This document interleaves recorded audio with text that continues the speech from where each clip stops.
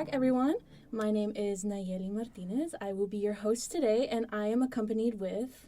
My name is Daniel Polanco. I am the Director for Membership and Engagement here at HALO, the Hispanic American Leadership Organization. Nice to meet you. Nice to meet you too. Well, today I think it'd be good to recap our past meetings. So, just recently, I think last week, we had dance classes. Yes, on Tuesdays. On our last meeting on Tuesday at 6 p.m., we went down to the dance studio down in MSC, and we had, don't remember her name, but we had one of the people from the Latino Dance Club come in and teach us bachata and salsa. Which was really fun. If you didn't go, bummer. Next year, I guess. Yeah, but it was very fun. Mm-hmm. Honestly, I didn't know half the steps she did, but now I'm very glad that I went to the class. Yeah, really? Mm-hmm. So, have you danced before that class, or was that like your first time? Well, yeah. So for those who don't know me, I'm also an international student from Colombia. And so being able to dance Latino music has always been a very important part of my life. You know, at parties with relatives or, for example, at parties with friends. It's always been a very important part of, going out, having fun. And dance has always been culturally significant to Latino and Hispanic cultures. Like, for example, back in the indigenous days, we would used to do those dances as rituals. Mm-hmm. And so I do believe that significance still carries to these days. And being able to dance again here at K-State and teach people how to dance has been so much fun, honestly. I've never had this much fun dancing before. Really? That sounds awesome. That's low-key what we're going to talk about today. Oh, perfect. I hit the dart right on the bullseye. Exactly on the bullseye. Mm-hmm. So after dancing, then what was your experience in Latin Night, which we had that following Friday? Oh, it was so much fun. So the event was from 7 to 10, and it was in Bosco Plaza. We had a DJ. We had the whole Bosco Plaza closed for we had a bunch of drinks. Like, I believe they made agua frescas. Yeah. They made horchata. There was also food. There was ramen again, birria ramen again. Yeah, like we did for a previous event, fundraiser, I should say. And I thought it was so much fun because the DJ was doing a lot of mixes. Mm-hmm. And they weren't staying on like a single track, but they were actually kind of like hitting every single culture, if you know what I mean. Some of the mixes I low-key thought was kind of like, it was a weird beat. It would be like a salsa, and then they'd have like a retro beat to it, and I was like, wait, why does this kind of work? Yeah, no. Sometimes it was very weird to like kind of hear one remix of a specific song that to a more modern beat, but I still had so much fun with it. Yeah. And the good thing is that after one of the groups started dancing in the middle center of the stage, then everybody started joining in to the point it became like this one big circle. Yeah, that was so much fun. That was so much fun, yeah. And then when they would like do the cumbia, we would all be going around. And low-key, at some point, it felt like we were just running around in a circle. It kind of felt like that. Yeah. But I honestly had so much fun with that too because I got to see everybody kind of like enjoy the moment, enjoy the dance. And so like just feel the beat, just what you're supposed to do when you're dancing. Yeah. Mm-hmm. I think it was amazing seeing people like come out of their shells. Like, I know a lot of people are like really shy, but then at that moment, they were like being out and about, like dancing. I know we got Darlene to dance a lot. Oh, I was pushing her so much to dance. She says she's not that good at the dancer, but she has pretty good control of the movement and everything. Yeah. She's just maybe a little bit shy, so you have to kind of like nudge her a bit, kidnap her and and take her to the dance floor. But she did amazing. Everyone did amazing. It was so fun. Mm-hmm. I thought everybody did an amazing job, especially those people that went over to the dance class actually put those moves to use. Yes. Which I found it so good that they actually used the moves. It was so good. It was such a great event. I really hope we have more events like that this following year. I hope we do. Latino Night, I believe, well, now Latin Night, is one of my favorite events ever because that's how I got to join HALO. Really? Yeah. And so it also holds a special place in my heart as I was able to introduce myself to the group. And then I was like, I want to join this organization. Do you think you were able to put that same spark in others that came up to our booth? I think so. I mean, I try to mostly just make people go down to dance because that's what the night is about. Mm-hmm. Latin Dance Night has always and will always revolve around dancing. And so dancing was the key part or the key operator in the word. And so having people kind of like gain some confidence from other people dancing and coming and enjoying and learning and having a lot of fun is what I think people enjoyed most out of the event. Yeah, that was definitely the biggest part. Mm-hmm. And our raffle. And the raffle. We had a basket. If you weren't there, we had a basket. It was Bad Bunny themed, which he's doing the Super Bowl now. Yes. So excited. Also, it is very comments exciting. have been, why is there a football game and a Bad Bunny concert? True. Mm-hmm. But I think when I was on the dance floor, I would like just start telling people about it. I'd be like, did you guys go check out the booth at Halo? And they'd be like, no, what's that? I'm like, you should go look at it. No, yeah. Our booth was looking very nice. Mm-hmm. We had the things that we normally use for example, like fairs and stuff. Mm-hmm. But our basket was also pretty good because it was Puerto Rican inspired. So, for example, Darlene did put a lot of effort and put in a lot of culturally significant Puerto Rican food. Like I believe she put in coffee. She put in the Bad Bunny plushie, which was honestly awesome. I think I'm gonna order one for myself at this point. She put in a poster from Bad Bunny.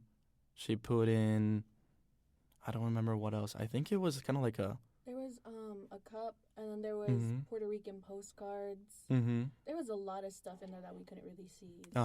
But it was an awesome basket. I'm sure whoever got it in the raffle is enjoying it very much, or at least learning about the whole thing. I went up to ask them after they had won. Mm-hmm. I had asked how they felt, and they said they were so excited and like so happy to have won it.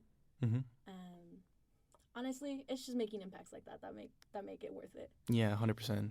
All right, so let's getting back into the topic. Yeah, well, okay.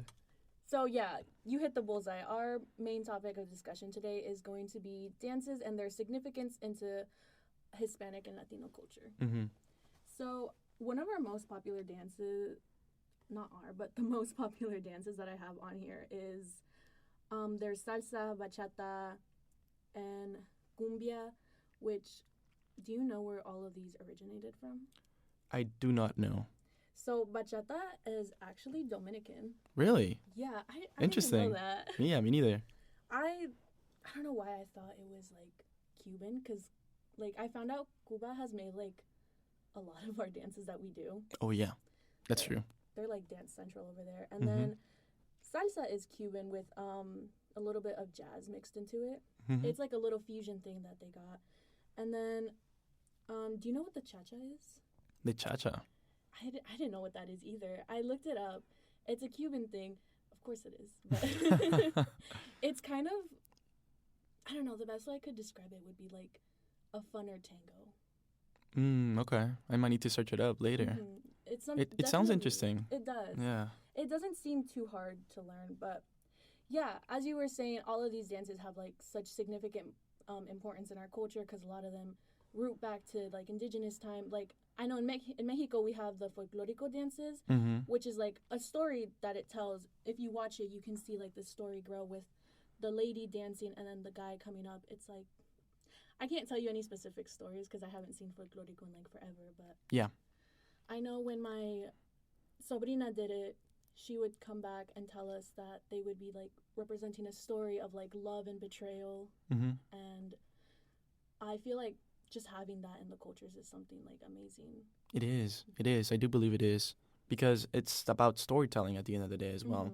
Like most of these dances are about telling a story. Like you said, for example, in this case, it was romance and then drama and then heartbreak. And sometimes it's about transmitting nature. For example, a lot of Colombian dances are revolved around movement in nature. So, for example, transmitting a certain moment in the sea or a certain moment in the jungle. Like those kind of stuff, those kind of things are the ones that are transmitted throughout the dance. Yeah. And really paying attention to those details is what makes the dance so significant. And it makes it so awesome. Yes, because it's like the more you look into it, the more you're like, wow, this is like actually very meaningful and not just like a fun little dance to know. Yeah, it is. There's also so many things in that because it's such an important way to keep the culture and like your cultural identity alive. Like a lot of these dances are being passed down by generations. And how you said dancing with your family, that's something they pass down to you that you can pass on to your kids or like partner or whatever. Oh yeah, 100%. Like even if we're friends, I want to teach you how to dance. I'm kind of a bit obsessed with dancing. And as you should be. Of course. And like dancing, even though it's culturally significant, it's just fun in itself. Like just feeling the beat, kind of like exploring different types of dances. I believe it's very fun. I think people can get a lot of enjoyment out of that. And so I do think that people should give Latin dances a shot and maybe come to the next Latino night next year. Or we have Cultural Spotlight coming up. Ooh, yeah, tomorrow. Yeah, Cultural Spotlight, if you guys didn't know, is kind of why we're having this episode at the moment, because tomorrow we are going to be discussing, well, it's not even going to be tomorrow. This is going to be released afterwards. Mm-hmm. But this coming Tuesday, we're going to have a Cultural Spotlight where we're going to have different cultures in little booths where people can share where they're from, their stories, and maybe even give out some good food. We'll see. Yes, because each one of us is taking care of one place in Latin or Central America. Like, for example, I'm taking care of Colombia with Michaela. She's the treasurer for Halo. Darlene will be dealing with Puerto Rico. Melanie, our outreach director, will be doing Guatemala. And I believe, Nayeli, you're also part of the Mexico team? Yeah, with Jocelyn and Yeritzi. Perfect. Yeah. And so we're going to have a bunch of spreads of, like, teaching people about the different cultures. And some of us are going to be making food. Like, for example, I'm going to be making arepas. Really? Yes. Oh, that's so Today exciting. I'm going to go buy the ingredients, and I'm going to be making them tonight. Hopefully everything goes well. If not, I will show up maybe a little bit empty-handed, but... Even if one's a little burnt, it's fine. Okay. I'll keep that in mind. Oh my god, I haven't been going to these meetings, so like I've been like missing out.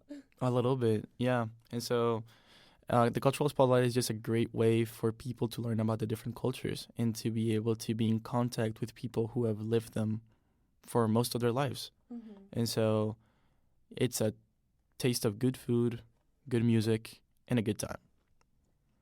Everything in Halo is a good time. Exactly. If you guys aren't already a part of the club, make sure to come and stop by.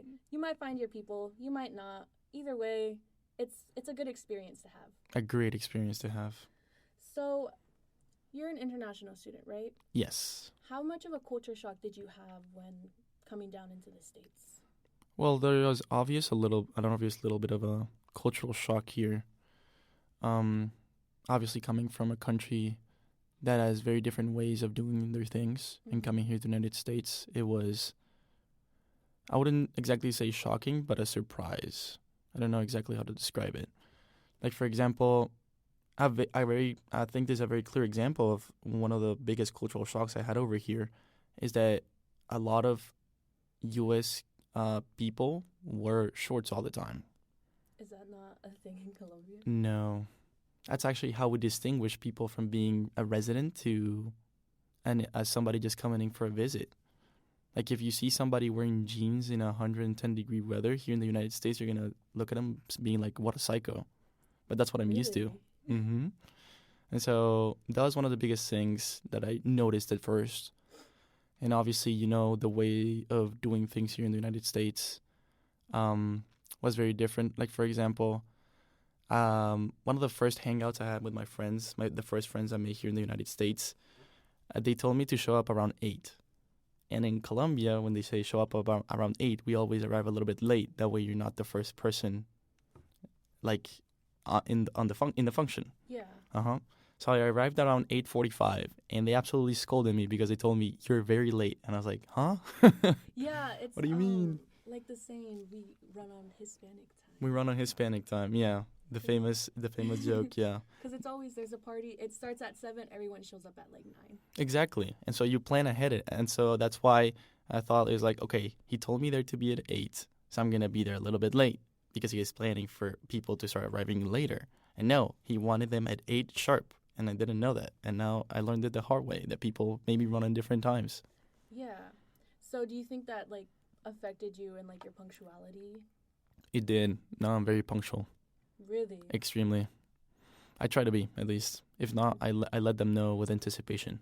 Yeah, I get that. Mm-hmm. So, do you ever get, like, homesick? Like, can you find a lot of the stuff you would have in Colombia here?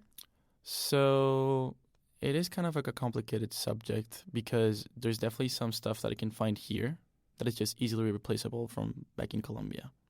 Like, for example, most of the products that I use in the supermarket or like buy for myself are easily replaceable here. But there are certain things that I really miss, like, for example, sweets. Colombian sweets are very unique in terms of, like, we distribute them nationally and we normally don't have that many imports from any other sweets from around the world. And so getting them here has been difficult, at least. My mom has to send me some sweets every once in a while.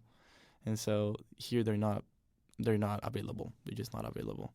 At least you get that like care package every so often. Yeah, I do. And I enjoy it, but it runs down so fast because I eat them so quickly. You have to pace yourself. I can't. It's impossible. Just have it like out on a schedule. Like today I'm gonna eat these. Tomorrow I'm gonna eat those. Yeah, if I start scheduling sweets, that's one step closer to insanity. I'm not gonna schedule my sweet eating time. There are some people that schedule like every aspect of their life. I think that's cool if they like it. I schedule the important things, like for example school, and for example if I have a Halo meeting, like involvement, I also schedule that. But in terms of like my personal life, I don't really schedule it that much. You just kind of go with the flow. Yeah, I like going with the flow. That's more my vibe. I try to do that, but like sometimes I'll like if I have a meeting with someone, I'll schedule it. If I plan on going somewhere, I'll like schedule it. Okay, that's fair. Like, that's fair. If you look at my like stuff, it doesn't look like I'm organized, but I'm a very organized person. Really? Yeah. Didn't know that. That's awesome. Just Maybe. don't look at my room because you're not gonna see it. Everybody's room is a little bit of a mess sometimes. Yeah. Mm-hmm. Whenever I go into someone and their room is like oddly spotless, I'm kind of like a little suspicious though. Sometimes people are just like being organized and keeping their space clean. But like sometimes when it's too clean, I'm like, what are you hiding? You know? Yeah, I get you. It's kind of like kind of like eerie, kind of like moment. Yeah. I get you. I forgot what I was gonna say. Oh, right. I feel like having you on the team kind of adds to that because I said this when Michaela was here. She is mixed, so we have that more relationship with people who feel like they don't have a space in Halo because they're like mostly English speaking, but then having her on exec kind of shows them that they have a space.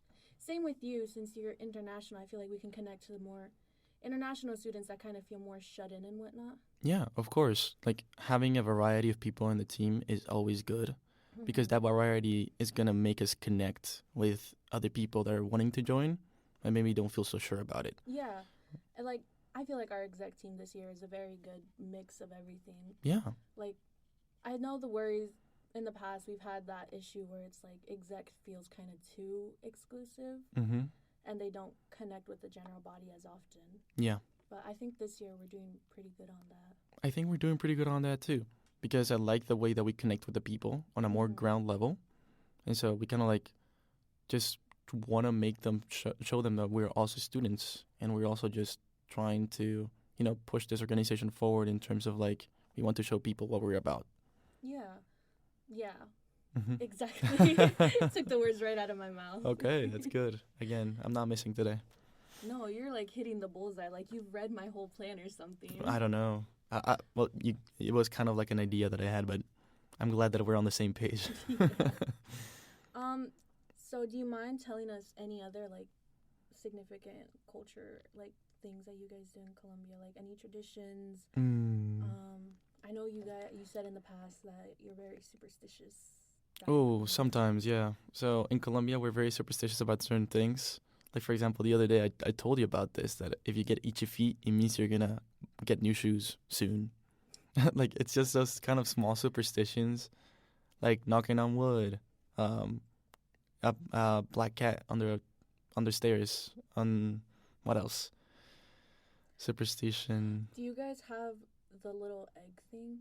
What is that? In Mexico, when they think you have like, I forgot what it was, like a bad vibe or like something, they're like, oh, it's a demon in you. So they take an egg and they'll like cleanse you. They'll rub it on you and start saying a prayer to get all the bad like spirits out, and then they put it in water.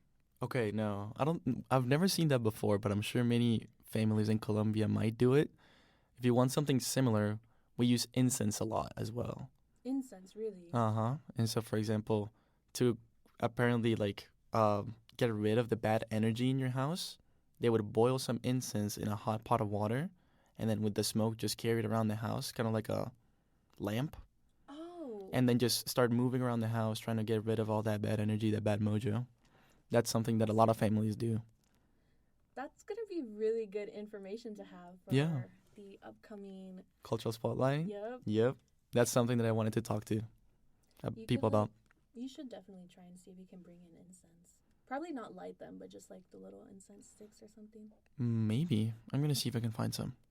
I know we have like there are shops down in Aggieville that have them.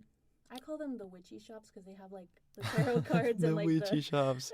That's such a good name, though. I know. It's a perfect description. Exactly, because like you walk in and you're like, wow, I feel like I could get cursed in here.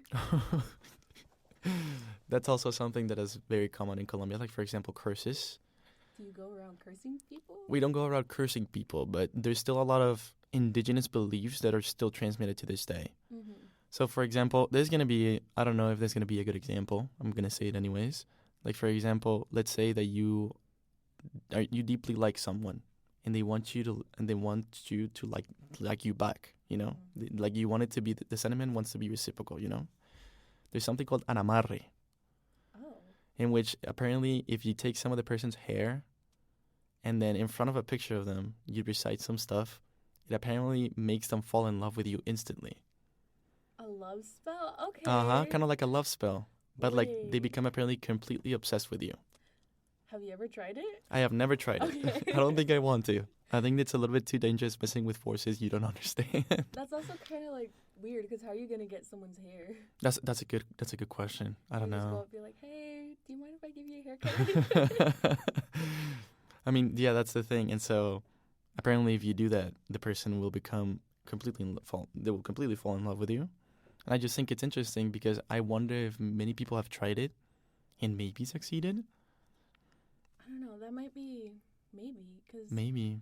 a lot of people do that. I know a lot of kids do that. A lot of kids do that and they believe in all that stuff. So I would guess they tried at least once.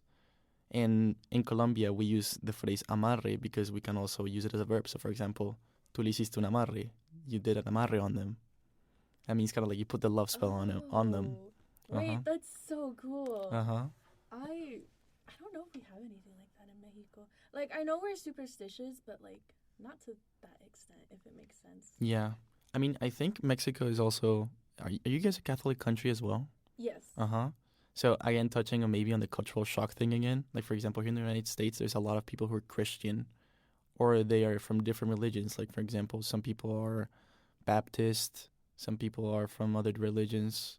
Like, since there's a lot of cultures here in K-State, some people are from the Islam religion, some people are from Judaism. Mm-hmm. And so that was also a big cultural shock because, for example, for me, religion is a big thing. Yeah. And so I'm one of the people that like to go to church, sometimes Sundays, sometimes other days. Do you go to church every Sunday? Not every Sunday. Sometimes I do not go to church every single week, but I try to make it an important thing, like at least once or twice a month. Yeah, I get that. And so at least I am happy that St. Izzy's is a Catholic church. Mm-hmm. And so they have a church every Sunday and church every day. And so sometimes when I don't make it on Sunday, I plan to make it, for example, a Wednesday because they have a 12:30 mass. Oh. So yeah, I normally go over there and have that. That way I can keep in touch with my religion. Yeah, I don't go to St. Izzy's. I go to the Seven Dolores. Because like they have a Spanish mass and like I don't low-key understand like when they speak all that in English. Me neither. I've actually been trying to learn like all the chants in English because I do think it's useful. Yeah. Like for example, if I keep living in the United States after I graduate, then it would be nice to like learn exactly what they're chanting about and maybe how can I translate it. But for now, I've been unable to learn. It's just I'm so used to Spanish mass. No, same. Like I tried it at one point. One of my half sisters goes to English and she tried to teach me, and I'm like, I know what you're saying, but I don't know what you're saying at the same time. Exactly. It's like memorizing the whole thing again when you're just so used to hearing it in Spanish and chanting it in Spanish that it just gets complicated. So like, it's like trying to memorize a song you've listened to once. Yeah. I know some people are really good at that. I'm not really good at that, but some people are. Yeah, some people are pretty good at memorizing stuff very quickly. At least for me, it takes a while. I have to repeat it a bunch of times and kind of like be very conscious about what I'm memorizing. And so that's why I've been trying to go to St. Izzy's and singing with the people. Really? That way I can be more conscious about what I'm singing, and that way I can learn it faster. Awesome.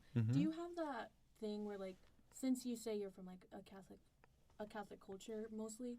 Mm-hmm. Do you ever like see another Hispanic and you just like it just automatically like clicks in like you assume in your mind that they're Catholic? Not really. I mean, I don't assume they're Catholic just because they have Hispanic heritage or because they have Latin heritage. Because in Colombia, there still exist other religions. Yeah. Like, for example, one of my good friends back in Colombia, he's Christian. Mm-hmm. And so I know that they're different cultures, and that's why I don't like to assume too much. Yeah. Mm-hmm. I'm unfortunately guilty of doing that. Oh. I mean, like, I know there are other religions. We have other religions in Mexico, too. It's just so centered around Catholicism that it clicks in my mind automatically. And then I'm like, wait, they're probably not. No, yeah, of course. It's like thinking about it and kind of like getting used to that. Yeah. Not every single person is Catholic. I did have that bias, too. Mm-hmm. But I got used to it slowly. Yeah, it's like a small thing to, like, build up. Yeah, it's a small thing. Yeah.